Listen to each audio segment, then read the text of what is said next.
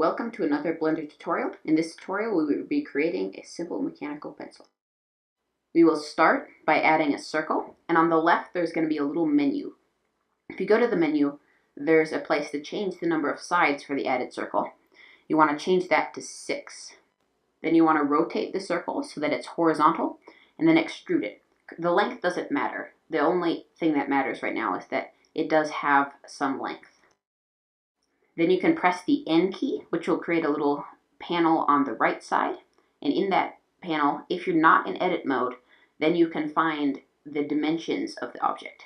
You want to change that to 4 inches if you're in Imperial, which you can switch to by going to the scene data and changing the measurement units to Imperial. Then you want to press Ctrl R to add loop cuts, and you want to add 15 loop cuts, so you have 16 different sections. Each of those sections will be about 1/4 of an inch if you set this circle to 4 inches long.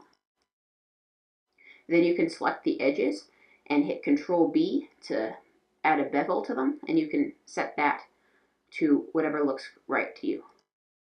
Then you want to go to the second section along it and extrude it slightly.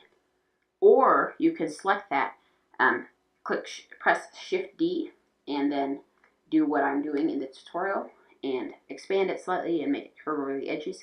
This is slightly more realistic, but it's also more complicated and takes more time.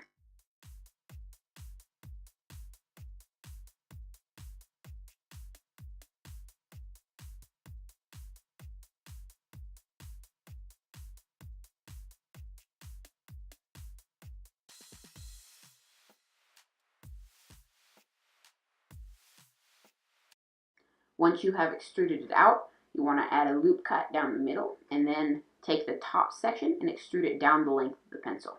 If you want, you could select the top of the thing, extrude it slightly, and make it come out like a little lip. That's what the real pencil that I have does, but it's not necessary and just adds complication.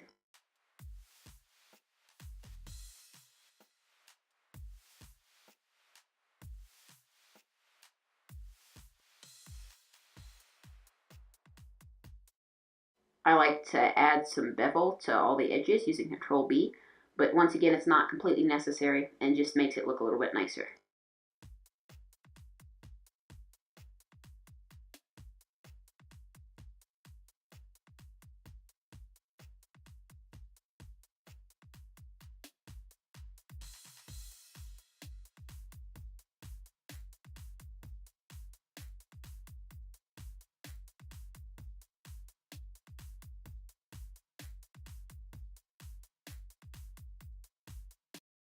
Now you want to add a face to both sides of the cylinder, and then add a actual smooth cylinder to the back of the pencil in edit mode still.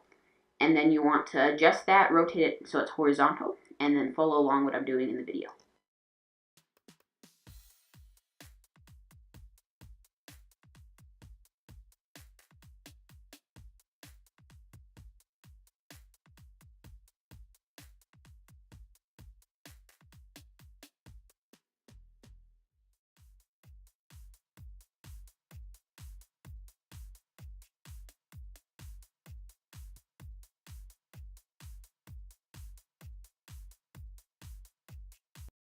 Now you can select the front end of the cylinder, the one with 6 edges, and then you can hide the rest and work on making that one a bit more circular. This is not completely necessary, but just helps transition to the tip of the pencil.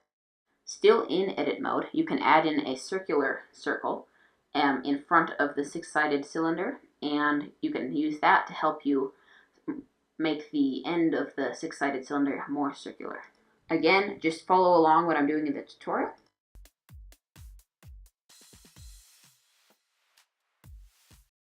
Now, just select both the end of the 6-sided cylinder and the new circle you've added, and hit W and select Bridge Edge Loops. This will connect the end of the 6-sided cylinder to the circle, so you can continue with your pencil.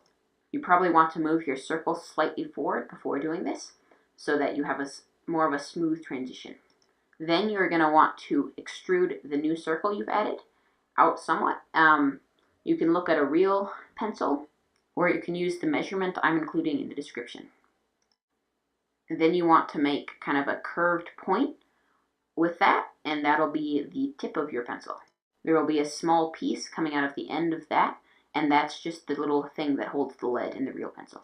When making my pencil, I messed up and entered the wrong horizontal measurement, so you always want to check it from the side, and if it doesn't look right, you can always adjust it using the S key to scale it. Now you want to duplicate your pencil so that you can add materials without losing the main pencil, and so that we can make two different pencils with different material setups.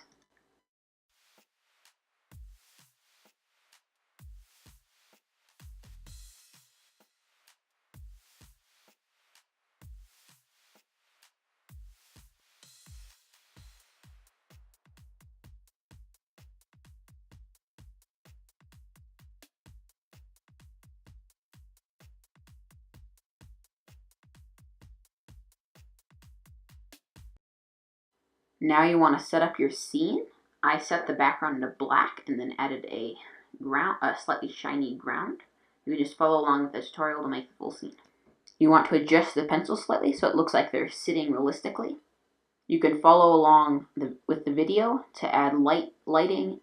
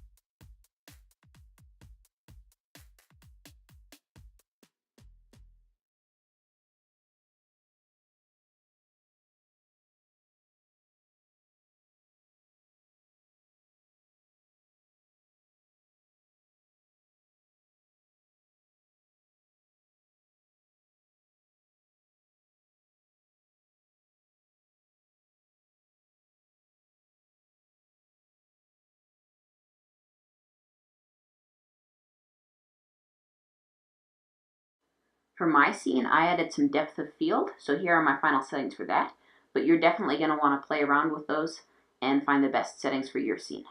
You can find the depth of field settings when you select your camera